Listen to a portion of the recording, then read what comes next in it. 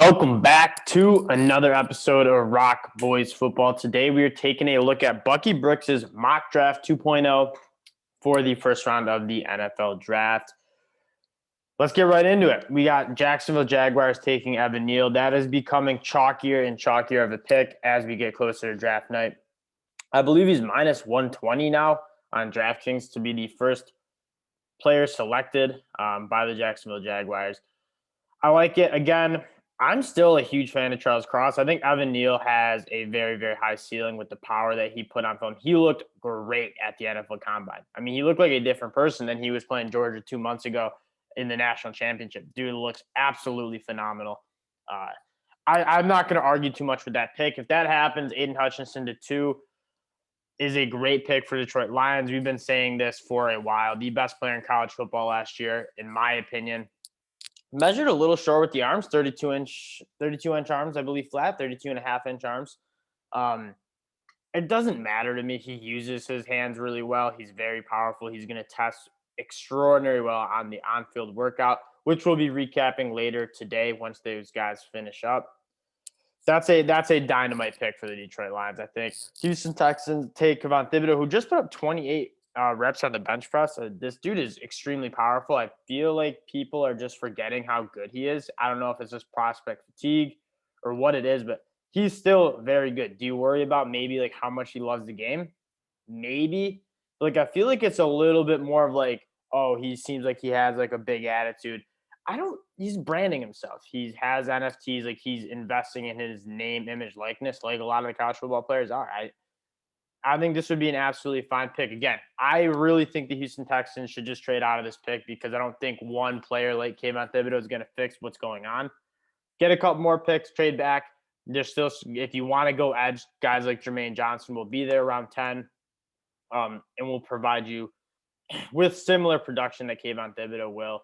I'm still in the camp Houston, Texas trade out. Ickey Ekwonu to the Jets. This also seems like an increasingly chalky pick. If I'm the Jets and Kyle Hamilton's on the board here, I'm going Kyle Hamilton. They need help in the secondary. You can do just so much with Kyle Hamilton. He can put his fingerprints on the football game better than really anybody else can. I get it. It's enticing to have Mekhi Becton, Ickey Ekwonu, and then you got Vera Tucker inside. Like that is a great offensive line. It should be a good run game for the Jets to work off and help Zach Wilson develop. That being said, I think Kyle Hamilton brings a little bit more juice to that defense. I don't blame the Jets for taking somebody to help Zach Wilson. New York Giants go get Charles Cross. This is a great, great pick. I love Charles Cross. Again, I say it a lot. He's the best pass protector in the country. He did it a lot at Mississippi State.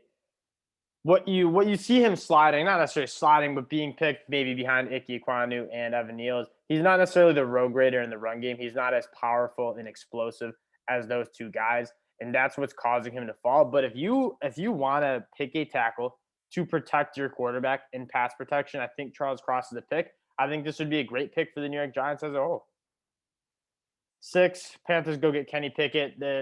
Not for me really. I like Kenny Pickett. I think he's the most pro-ready guy right now, but they don't need to win now. I think they have a lot of other stuff they got to deal with. I think they should just rock with Sam Darnold one more year. Maybe if those 3 tackles are off the board, then you can start considering taking a quarterback. But again, I think the quarterback prospects are way better next year. And if I'm the Carolina Panthers, I'm thinking maybe one more tough year, and then we go get our guy next year, whether that be Bryce Young, CJ Stroud. Kenny Pickett might help them win 7-8 games, maybe, but that's about it. You have to really surround this guy with a lot of talent, I think, for him to take you to the playoffs and make a deep run in the playoffs. New York Giants take David Ojabo. He's a guy that I'm very excited to see him run, to see him test because he's a freak, absolute freak. He weighed in at 250 pounds too, which is nice. I think people worry about his anchor in the run game. That's a good weight for him. I think this guy could be the best player in the draft. I think a lot of people think that. It's just depending. Teams will take him kind of based on, do you want a guy who has a higher floor and will be able to produce year one, or do you want a guy that can be a freak like David Ojabo, giving a couple years to develop? Atlanta Falcons go pair up A.J. Terrell with Sauce Gardner, who is Bucky Brooks' CB1, and I am I'm not going to argue with this as much now that Derek Stingley is increasingly there's more and more question marks, it seems like, by the week. If Derek Stingley falls, I think he'll be a good steal for somebody later because the film is just phenomenal from that true freshman year. I can see this, though. I'm all right with it. Broncos go take Devin Lloyd. I'm not a huge fan of that pick. I know they need a linebacker, but reaching on a linebacker in the top 10, like, he's good. He's very instinctive. He said that exceptional instincts. He has got great ball skills, former safety. He can blitz off the edge. Like, he can do a lot, which makes you maybe start considering drafting a linebacker, kind of like Mike Parsons. Like, drafting a linebacker who's not just going to play linebacker. He's going to do a lot of different things, get in the backfield like he did at Utah. There are so many good linebackers in the second, third, and maybe early fourth round where I'm not necessarily going to reach with a top 10 pick to go get Devin Lloyd when there's just so many other good prospects on the board. New York Jets go get Garrett Wilson. My wide receiver 1, go help Zach Wilson out. I think he needs a little bit more help. You get Ickey Ekwonu to help protect him. Now you give Garrett Wilson just an absolutely electric wide receiver. He ran a great 40 time too. I think a lot of people thought he was around 4.5. He showed a little bit more game breaking speed with that 4.38 he ran. Big fan of that pick. Go get Zach Wilson some help. He's got Elijah Moore and Garrett Wilson now to go make it happen. And the Washington Commanders are the benefiters of Derek Stingley falling in the draft. They're a team that I think should pick quarterback. Like that's probably in my mind the team that should pick quarterback first, just because if I know they're aggressively looking to trade for a veteran like Russell Wilson, maybe an Aaron Rodgers. And I like that too, because basically if you're the Commanders, you can't afford to trot out Taylor Heinicke again. You just can't do it. And so whether that's drafting a quarterback, I don't care which one, just do it, or trading for one. And in that instance, you probably don't have this pick anyways. But just don't do Taylor Heinicke again. This team is too good, too talented to not really give yourself a chance to win. Not that I don't like Taylor Heinicke too. He seems like a good dude. He's just super limited. He's just super limited. The Vikings go get George Karlaftis. I'm falling on him. I'm not a huge fan of him. I like other edge rushers more, such as Jermaine Johnson. He's just very one-dimensional. He didn't even have a great bench press. Like, the power wasn't even like where I wanted it to be. He doesn't have 33-inch arms. I'm really surprised he only had 24 reps. He seemed like a guy who would blow it up. He's going to be a guy where his power is going to translate. He's going to be able to take tackles and put them right back into the lap of the quarterback. He just doesn't have that bend, doesn't have that spark. Like, he said immediate spark. I don't know if he has that. And so I think this might be a little rich for George Karlaftis, considering that Jermaine Johnson's on the board for one, and considering that there's going to be a lot of good edges on the board later in the rounds. They kind of get screwed here because I think they'd be a great candidate for Stingley or Sauce Gardner. But I think Jermaine Johnson would be the pick here. Drake London, 13 to the Browns.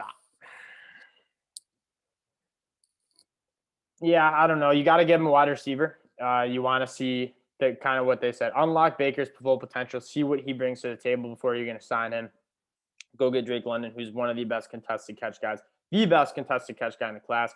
I just worry about kind of the juice that he has in terms of separating and making some big-time plays. I mean, you look at that wide receiving core, Donovan Peoples-Jones, Anthony Schwartz, those guys are fast and can kind of like maybe get some separation downfield. I'm not a Drake London guy as much as I'm a Chris Olave guy. It's pretty much that.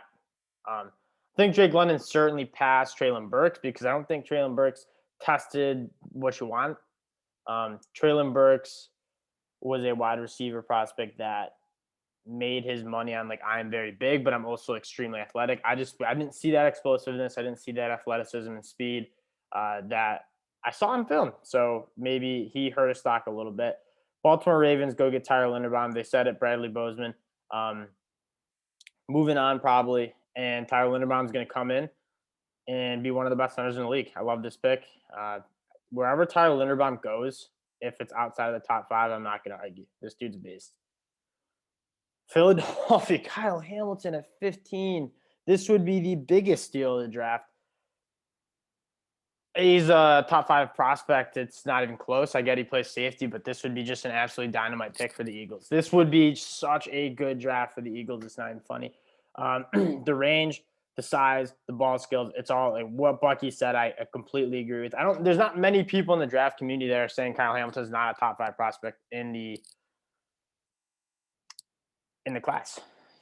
That's a great pick. And then you go get Chris Olave. Then you go get my guy Chris Olave, who's a guy who he ran that unofficial 4.28. The official came in at 4.26. The official came in at a 4.39. I mean, he plays very fast. He's got some absolute burners. But what you get in Chris Olave is just a guy who's going to be able to separate. Now you get two guys, Devontae Smith, Chris Olave, who are both just very solid receivers who are going to be able to separate on those intermediate routes. I think Chris Olave can also kind of take the top off defense with his speed. Jalen Hurts has some weapons, and then we'll see about what Jalen Reagor. I'm not like totally out on him. Maybe you can unlock him. He seems like a guy that he definitely wasn't worth that first round pick. I think we know that, but he seems like a guy that if you can scheme some touches for him, he might be able to bring a little bit of juice to that offense. You just need to use him in the right way. Chris Olave maybe gives him a chance to kind of come inside, create some separation, get the ball to him in space. This is a very, very good draft for the Eagles so far. I hope they get Nakobe Dean at 19. Chargers go get Trevor Penning. Yeah, I mean, I guess you want to find a right tackle. I think he'd be a good one. He's got some nasty in him. That's kind of the thing. He's a very good athlete. I wish I saw a little bit better performance with him, not only at the Senior Bowl, but when he played competition that was more the Power 5 competition.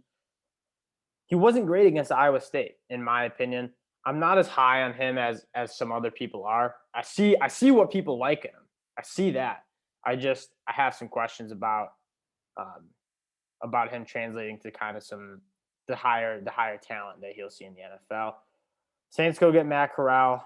He's a guy that's falling for me. The more I watch him, the more I'm just realizing like how far that Ole Miss offense was from what he'll be running in the NFL. I mean, very rarely does he ask to take a 3-step drop, step up, manipulate a pocket, and deliver the football. He plays fast on film, but that's because of the scheme. It's like you have one read, you pull it, and then you go deliver the ball to somebody. I don't see him having to work through his progressions, again, manipulate the pocket. That's kind of my concerns with Matt Corral. The talent's obviously there. He's got a great release. He throws a very, very tight ball.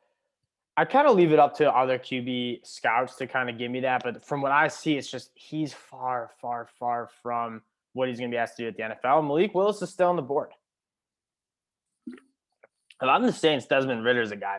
Desmond Ridder or Kenny Pickett, because this team is really good and just needs a quarterback. And Desmond Ridder and Kenny Pickett were the two quarterbacks that I saw show the most complete game right now. You were getting a pretty complete quarterback.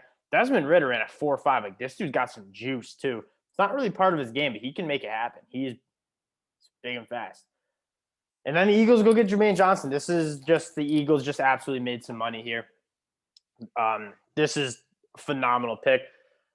A position in need, and he's one of the only guys I'd be okay with if they're not getting Nakobe Dean. And again, I say this time and time again, second and third round is the sweet spot for linebackers, so I'm fine with not going up and reaching for a linebacker here. You just got three of my favorite prospects. Kyle Hamilton at 15, I'm not Philly fans. Don't expect that to happen. If it does, that'd be awesome. I think Dax Hill would also be an interesting spot to take him here too. I love Dax Hill. But yeah, those three, Olave, Kyle Hamilton, Jermaine Johnson, that is a phenomenal first-round haul. Like, those guys, you're not going to miss on those guys. Those guys are really good. Seals go get Malik Willis. This is a very, very popular pick. I've seen this a lot. I don't think Malik Willis will make it here because I think he'll be the first quarterback off the board just because the intangibles are where they're at. Very similar to Matt Corral. I think the processing and the biggest thing on Malik Willis is just the inconsistency with the accuracy. Like, he has a howitzer, an absolute cannon. The problem is you don't really know where that cannon's gonna go. But the traits are there. I've said it before. He's much more closer to a Lamar Jackson than like a Jalen Hurts, meaning he can use that athleticism and that thick, big body as a weapon as opposed to just kind of a tool to extend plays. I'd be very, very excited to see what the Steelers do with Malik Willis when they get him in that franchise because he's a very exciting player. Patriots go get Andrew Booth. The film wasn't as good as kind of the prospect. And I think that's why you're seeing him fall. I think a lot of people had top 10 grades on him because he's a very, very smooth athlete. I'm excited to see the 40 tomorrow. Um, Obviously, J.C. Jackson might not be coming back. You go get Andrew Booth, who's one of the better cornerbacks. I have some other guys. I'm more of a Trent McDuffie guy. I'm more of a Roger McCreary guy than I am an Andrew Booth guy, simply because you didn't really see the greatest film about Andrew Booth. He's got good ball skills. He's very smooth. And so the projection, I don't mind. I'm not like I don't hate this pick, but there's some other cornerbacks that I like a little bit more. The Raiders go get Jordan Davis. We just saw Jordan Davis run a 4.82, and apparently people clocked him a little bit faster. Maybe I have to change my narrative. I was not a huge Jordan Davis fan because I just didn't see – like, he's a run stopper. Boom. I agree with that. I didn't see the ability to make a difference in the pass rush. Hey, look, when you're getting a 1-7 10-yard split, when you're running a 4.82, that dude is an athlete. You can teach him how to impact the pass rush. Again, you have two great edge guys in Max Crosby and Yannick Ngakoue. When the quarterback tries to step up, he's stepping up right into a bear because Jordan Davis is taking that center, taking that guard right into the lap of the quarterback. I'm more of a fan of this pick than I was an hour ago when I didn't know Jordan Davis is 40, because that is just disgusting. Then again, my brother's going to get on this and be like, oh, you're changing your opinion so much on the 40. Like, a 4.82 from a guy that size with a 1-7 split, that's disgusting. That, like, we haven't seen that. That speed score's faster than Saquon Barkley. This dude is more athletic than I give him credit for. He moves laterally very well, too. Maybe I'm a Jordan Davis fan. I don't know. Arizona Cardinals go get Trent McDuffie. Again, a Byron Murphy guy. Not a Byron Murphy guy. A Washington Huskies team now. Buda Baker and Byron Murphy. I love Trent McDuffie. The film's just phenomenal. Two concerns. One, competition. You just didn't really see him. Like, a Roger McCreary got tested week in, week out, especially in the Iron Bowl, just going head-to-head with John Mechie. Trent McDuffie didn't have that. There weren't any quarterback wide receiver duos that tested him much. That being said, from what you did see when he was tested, he was just stopped. I mean, you could barely complete balls on this dude. I think he's very good in zone coverage, having his eyes on the quarterback and then breaking on the football. His short area quickness is just really, really good. I'm a big fan of Trent McDuffie. He's very smart, so smart and instinctive. Big fan of Trent McDuffie. And then Dallas Cowboys go get Kenyon Green. This is another guy who's just fallen a little bit because the positional value of an offensive guard isn't great. Connor Williams has kind of been bad. He's probably gone. And so you're going to go get Kenyon Green, who's going to be a great interior offensive lineman. Again, I think Nakobe Dean could be talked about here. The Cowboys are a good team. They're missing a few spots, but I think Kenyon Green is going to be allowed to not only just protect Dak better, because Connor Williams just holding and grabbing and tackling people. He was really struggling towards the end of the year, but also get that run game going a little bit. Get back to what they know with Zeke, Tony Pollard, start running the football on teams. They also could be in the market for a wide receiver if they cut Amari Cooper. So a couple other guys that they could go grab, but that's a good pick. Buffalo Bills go get Jamison Williams. If Trent McDuffie's not on the board, I'm okay with it. Like, somebody break the top off of people. Josh Allen, starting to see him dial in that 40+ throw accuracy, and I think Jamison Williams could bring some juice to the offense. But we did see Gabe Davis for the Bills kind of emerge as a guy who can win downfield vertically. I think there's some other holes in this team that they could address. If Jordan Davis is on the board, I wouldn't mind Jordan Davis at 25. I don't hate Nakobe Dean, with the questions about Tremaine Edmonds. I'm okay with it. It's an exciting pick. Jahan Dotson to the Tennessee Titans. I don't really love this pick. They're just, right now, you have the best running back in the league. That's your style as a ground and pound team. Go get Zion Johnson. Help this team run the ball. Ben Jones is up in free agency. Go replace him. I think Zion Johnson is going to be a very good center in the league. He's a very powerful dude. Put up 32 reps on the bench. Again, I like the Kenyon Green, Zion Johnson here at 26, because now it's just getting there's a lot of mouths to feed. Maybe Julio's getting old and they want somebody who's going to be a little bit more consistent. I love Jahan Dotson as a prospect. I just don't know how much I love him in Tennessee. credit Bucky Brooks. One of the few riders for Roger McCray. This dude is a beast. He's one of the best man coverage corners in the class. And he's an alpha. Like the same talks you have about you worry about Derek Stingley with, is he an alpha? Does he want to win those reps? Roger McCray don't have any question marks. His stock went up massively. I was watching it with my brother. We were both at home for Thanksgiving when we watched the Iron Bowl. Followed John Mechie around. John Mechie got the best from a few times, but John Mechie and Bryce Young, that's a very good quarterback wide receiver duo. But man, he locked up John Mechie a lot, and there wasn't a lot of help over top from safeties. It was like, hey, Roger McCray, go erase John Mechie. I wouldn't say he absolutely did it, but he did a great job, and I love his mentality. Yeah, he's got some short arms, maybe not the best measurements. I don't know if he'll test extremely well, but there's something to be said about, I'm just going to stay in a wide receiver's hip pocket. I'm going to be a dog. Roger McCray is a dog. Roger McCray is a dog. Pick him over Kyler Gordon. He showed better. He just had better film. Green Bay Packers go get Devontae Watt. Devontae Watt's another. He just ran a 4.8 40. I mean, these dudes in Georgia. I don't know what's in the water down in Athens. It's something crazy though. Devontae Watt, man, I think he's gonna be a first-round pick. Again, the Packers draft really revolves around what Aaron Rodgers is gonna do. I think Treylon Burks could be in the discussion if Aaron Rodgers comes back, because probably not getting Devontae Adams back. So let's give some talent to Aaron Rodgers. If Devontae Adams leaves, Aaron Rodgers decides to stay, and then they pass on a wide receiver, I think it'd be very funny. This is one of the few mocks I've seen the Dolphins not pick an offensive lineman.